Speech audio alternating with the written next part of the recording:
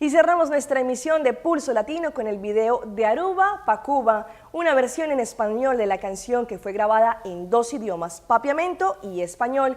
En el clip está la interpretación en papiamento escrita y la razón y el porqué de que se publicó el clip en español y no en papiamento era para acaparar una audiencia más grande y para que la música urbana también trascendiera internacionalmente en el espacio del mundo latino.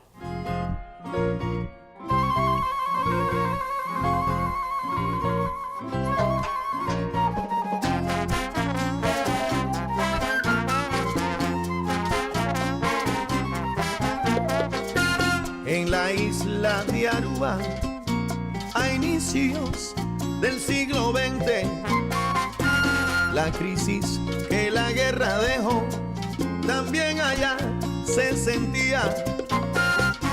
Y aparte que no llovía y la siembra se perdía, no podían seguir más así.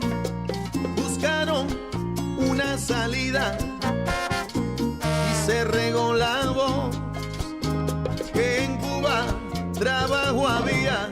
De Aruba pa' Cuba, Días navegando de Aruba pa' Cuba, en humildes veleros, de Aruba pa' Cuba, dejando sus seres queridos de Aruba pa' Cuba, para poder mantenerlos.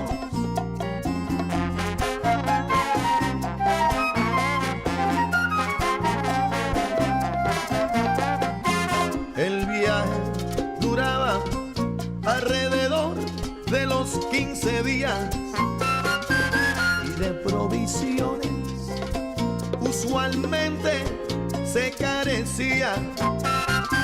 Algunos nunca llegaron, no resistían la travesía y en busca de un porvenir sus vidas sacrificaron.